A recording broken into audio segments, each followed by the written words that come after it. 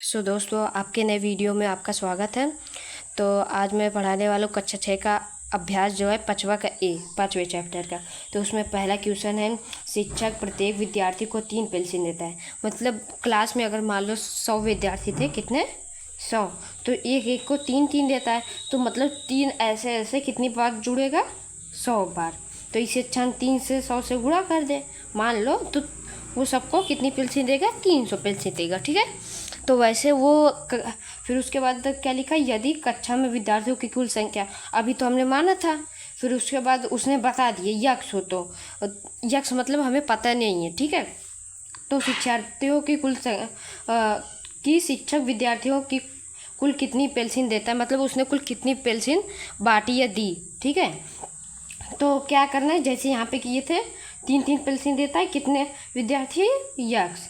तो अब हम लोग इसको यक्स बार अगर जोड़ेंगे तो हम लोग को तो पता नहीं है कितना है, तो इससे अच्छा यहाँ पे गुणा किए थे, तो यहाँ पे भी ऐसे कर दो, बराबर 3x। ठीक है, ये इसका क्या हो जाएगा, सॉल्व, यही आंसर, ये x है। ठीक है, अब हम लोग का दूसरा सवाल है, अपनी पुस्तिका पर रिक्त स्थानों में संख्याओं की जगह कोई बीज लिखिए और बताइए कि उसका प्रयोग किस संख्या के लिए किया गया। कोई बीज लिखिए, मतलब जैसे यक्स वाई जेड ऐसे लिखना है। ठीक है, यहाँ पे जैसे 12 + 5 = 7, इसका मतलब यहाँ पे खाली स्थान दिया है, तो यहाँ पे इसका मतलब यहाँ पे बीज लिखना है। जैसे यक्स लिख दो, वाई लिख दो, कुछ भी, और वैसे सब में करना है। ऐसे भर देते हैं यक्स वाई, फिर ए भर देते हैं यहाँ पे बी।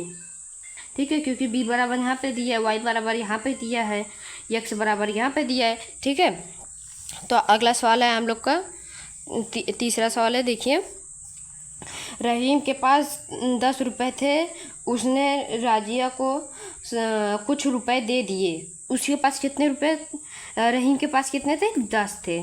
ठीक है, उसने कुछ रुपए दे दिए, किसको दे दिए, राजिया को, कितने, यक्स रुपए दे दिए। ठीक है, उसके पास कितने रुपए बचे, इस संबंध को अक्षरों की सहायता से ज्ञात कीजिए। इसका मतलब अगर आपके पास 100 रुपये है, आपने मुझे 50 रुपया दे दिए, तो आपके पास कितने बचे, तो आप कहेंगे 100 में से 50 घटा देंगे, 50 बचेगा, 50 हमारे पास बचा।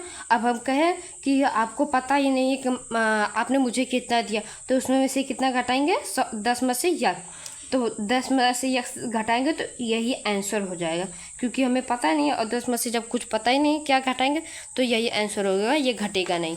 ठीक है, तो चौथा सवाल है हम लोगों का, एक बगीचे में कुछ पेड़ थे। ठीक है, 50 पेड़ और लगा देने पर पेड़ों की संख्या 120 हो गई। मतलब जैसे यक्स पेड़ थे, मतलब यक्स वाई जेड कुछ भी 100-50 या जितने थे, उसमें 50 पेड़ और लगा दिए, तो उसमें जोड़ेंगे ना, 50 पेड़ और लगा दिए। अब कुल संख्या कितनी होगी, मतलब पहले कुछ भी पेड़ थे, उसमें 50 पेड़ और लगा दिए, तो 120 हो गए। इस कथन को अक्षरों की सहायता से व्यक्त कीजिए।